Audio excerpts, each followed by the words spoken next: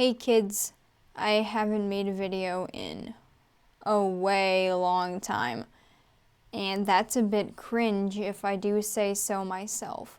So, today I am going to use my dear boy Charles for your amusement, and we're going to read through his entire diary, or at least until we find the under construction parts where absolutely nothing makes sense. Or maybe we'll just get to the end. I don't know. Either way, we're going to read it. First thing, though, if you're easily triggered by mentions of suicide and religion, then don't continue watching this video because we got a whole section with that. Yeah, so I'm not going to give any of you context except for that one person who might be watching this video. You know who you are. You know this character inside and out. You called him one of the most complex characters in our fucking, I don't know, scary world thing. Anyway, let's just get started. Alright, September 4th, 1914. Hello, my name is Charles Nightingale, and I have just arrived in a peculiar little town called Kipford. It is in Wales, and I came upon it on one of my trips. A lovely place, really. A little cold, but that's fine. Anyway, that's not the point. I've started this journal in order to record the strange happenings here. I saw an honest-to-God mermaid yesterday while sitting on the dock, and I believe that there is more out there. September 5th, 1914. The locals are incredibly nice. I'm currently staying in a boarding house, which has been nice. Honestly, this town is peaceful and a nice break from London. Said nice like 3 times. Jesus, I gotta fix that. Anyway, September 8th, 1914. Caught a cryptid of some sort. It looked like a rabbit, but warped and somewhat magical. I ate it. I'm writing this from a hospital bed because my stomach feels like it's going to burst out of my mouth. Very bad experience, and I would not recommend it, but the doctor is kind and the fellow in the bed next to me is interesting. His name is Eli, and he's here due to a farming accident. We are going to meet for tea later when both of us leave the hospital. September 10th, 1914. We met for tea, or rather, I drank water and ate mashed potatoes while he drank tea and ate scones while poking fun at me for eating random animals.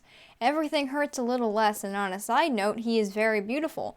Have I mentioned I like men? I figured that's okay to write here, considering that no one is going to see this, and even if they did, it would probably be in the future where things are hopefully better. Anyway, ramblings aside, we decided to meet a little more, so that will be interesting. September 13th, 1914. There was a strange man in town today with an even stranger mouth scar. It went all the way around his head, and I'm not one to judge, but he did not look human. Last night I could have sworn I saw a winged woman fly across the sky while carrying someone, so maybe he is affiliated with her? Or maybe I'm just being judgmental, but I have a gut feeling and mine tend to be correct. September 14th, 1914. I saw that winged woman again in the dead of night. She was wearing a cloak, but of course when you have wings, those things don't tend to do much.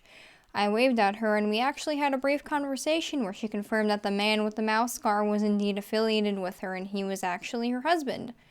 Very interesting times. Her name is Amihan, but most call her Moth. Okay. September 23rd, 1914. I know it has been a while since I've written, 9 days to be exact. Forgive me, dear reader, I was ill and did not want to write. Nothing of interest happened during those 9 days. Eli brought me some soup, we talked, I saw that Amihan woman again. Apparently she sells ceramic items and dolls. And that was about it. The only interesting thing is that I'm going to go into the forest with Eli tomorrow. He wants to show me something interesting, apparently. Very excited about that. September 24th, 1914. It was a very pretty creek. I enjoyed the outing very much, and we also saw a strange cryptid of some sorts. It turns out that Eli has been seeing the strange creatures too, and we talked about it for a while. Good conversation. On the way back, we saw the most unsettling woman.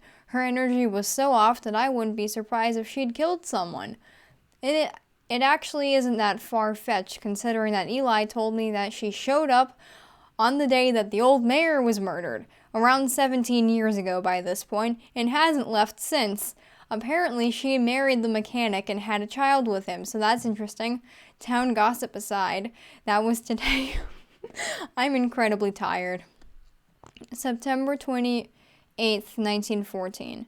Got sick again. I think it's the air and my bad sleep schedule. Eli is concerned for me, so he is sleeping over more and more to make sure that I actually rest. A good friend, I'd say. His efforts are working very well. September 30th, 1914. Had a nightmare about some strange creatures trying to kill me. Utterly horrifying. Eli had it too, so we're scared that it's some sort of nightmare monster. I'm going to do some research on it. In other news, I'm offering my services as a math and history tutor. The strange potential murder woman, whose name is Yana, sent her daughter over. Her name is Vita, and she's not very good at math. It's been good fun so far, so I'm looking forward to teaching her again. She's making good progress. September 31st, 1914. I went into the mechanic's shop to have a quick chat with Yana about the tutoring generally, and what I had planned. We did not have a chance to do so earlier. And was greeted by the tallest man I have ever seen. That was Yana's husband, Vernon, that I had not seen before, and the result was me stopping dead in my tracks for a solid 3 seconds, attempting to speak, then leaving. My face was very hot the whole time, so I wouldn't be surprised if he saw the blush. It was incredibly embarrassing. Have I mentioned that I like tall men? I don't know how I'm going to explain this without potentially getting myself run out of town. October 1st, 1914. I figured that if I was going to be run out of town, it might as well happen now so that I can recover from it and not feel like I'm hiding a big secret that will change everyone's opinion of me. I went to Vernon's shop and apologized for the incident and explained myself. He said it was alright and that he appreciated someone thinking he was attractive. Apparently, he does not get that much. Also, this town is home to many people who like the same gender, so I will not be run out of town. That's definitely a relief. October 2nd, 1914. It is incredibly cold. Didn't find anything about the nightmares, but they keep on happening, so that's very unpleasant. I'm going to search the house for anything that could be causing them. Eli has taken an interest in my journal, which would be okay, but I've written some interesting things in here and that I do not know how he will feel about. So I told him that he can read some entries, but I didn't want him reading others because there were personal things written there. He has agreed. He will also be adding some things to the journal, so be prepared for more writing. October 3rd, 1914. Hello, Charlie's Diary. I'm Eli Mirowski, and I live in Kipford. I've seen some very strange things, like cryptids, strange people, monsters, etc. One time I got attacked by something, and now I've got a scar on my stomach. I don't really remember what the monster looked like because I was too busy screaming, but I can say that it's big and it's got claws. Almost died. It was an interesting time that I haven't even processed yet. Charlie's been looking for weird things in his house, since I don't have nightmares when I go home. I don't understand what he's looking for because he spouted off something about dolls and magic. But he's being somewhat incoherent because he's really tired. I'm going to take him back to my house tonight where hopefully he can get some sleep. He isn't looking good. October 5th, 1914. I called it. He got sick again. But the nightmares did stop when he was at my house, so that was nice. I told my parents about that entire story, and they gave us some holy water and things like that just in case we needed it. I went back into the house to look for things like dolls and strange floorboard openings. Charlie was a little more coherent after a good night's sleep, but he seems pretty shaken, so he still wasn't making as much sense. Anyway, I found what he wanted me to look for. There was an old and creepy doll under a loose floorboard under his bed. I tossed some holy water on it and it literally sizzled. The air got heavy and I ran back home after that, praying the whole way. I told Charlie about it and he mumbled something about witches and told me to arrange for a priest or something to come over and cleanse the house. And I did that, the priest did the thing, and now his house feels normal again, thus ending the situation. October 9th, 1914. Glad to report that I am back in control of my mental faculties once again, and that something interesting actually happened today. I was sitting on the dock and thinking, as I sometimes do, when one of those fishermen's boats pulled into the dock. A man who looked incredibly disturbed and very tired got off of it. He had a large scar that went across his face, too. The strange thing was that he did not speak Welsh at all, only Spanish. He said his name was Luca and that he came from Spain. For what seemed like personal reasons, he set sail off of Bilbao and ended up in Wales somehow. He seems to want to stay here, though. I get the sense that he is running from something. I offered to teach him the language and help him sink his figurative feet in Kipford's soil, and he agreed. This will be interesting. October 10th, 1914. Spoke to Amihan again. Apparently she got attacked by a monster recently, which hurt her wing, so she is waiting for it to heal. I invited her in for tea, and we had a pleasant conversation, and apparently she has been to many places in the world, but originates from the Philippines. She told me to be aware of any strange shadows in the woods because she was sure that it would end up killing me if I ran into it. She said that I was small, which is fair considering that she is very tall and I am 1.6 meters tall. For context, he is exactly 5'3". He is baby, but not as baby as Simon. Anyway, I took her warning. I'm going to warn Luca and Eli as well, even though they are taller/stronger than me. October 12th, 1914. Luca was warned. His Welsh lessons are going well, and now he's fishing for a living, which was essentially what he was doing before. You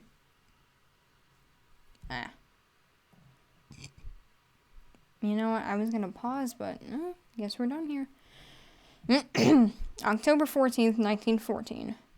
Amihan told me to stay out of the forest at all costs. The monster had nearly killed her yesterday. She was visibly shaken, so I don't doubt that she's telling the truth.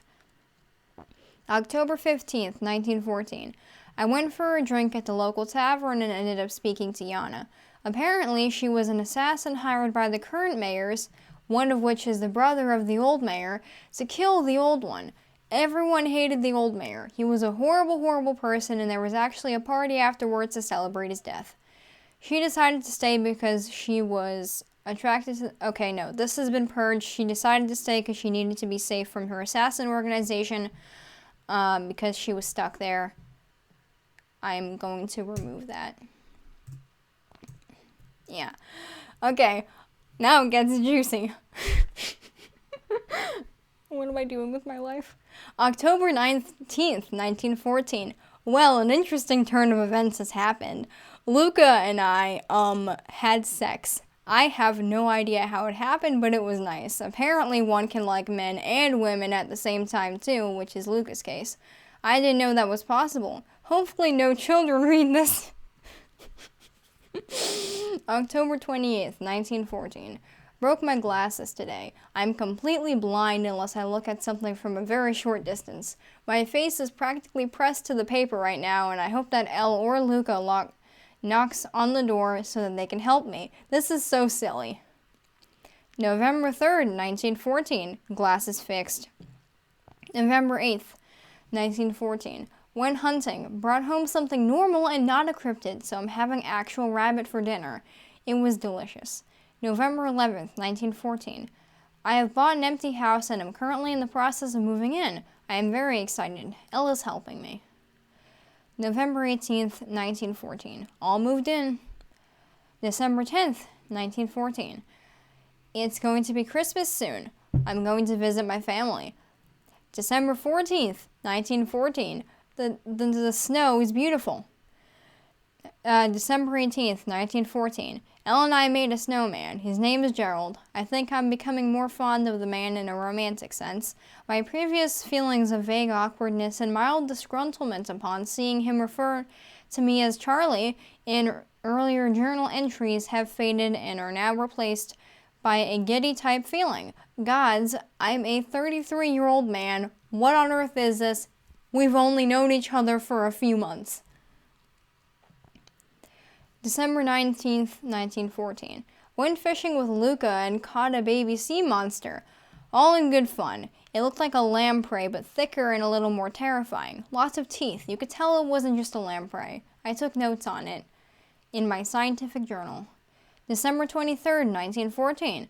I'm back at home for Christmas and I already miss Elle very badly. It feels like Kipford is my actual home, but honestly the one I'm at now never really felt like home. I hope he's having a good time with his family. Okay, January 14th, 1915. Back in Kipford.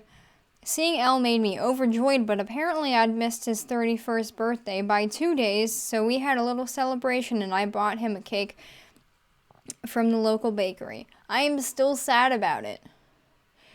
January 19th, 1915.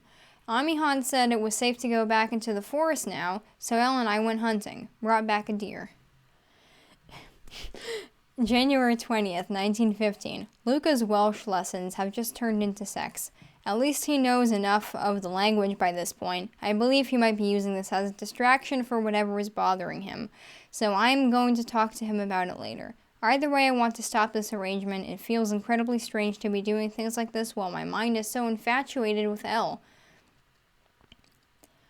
January 22nd, 1915. I got a chance to talk to Luca and took it.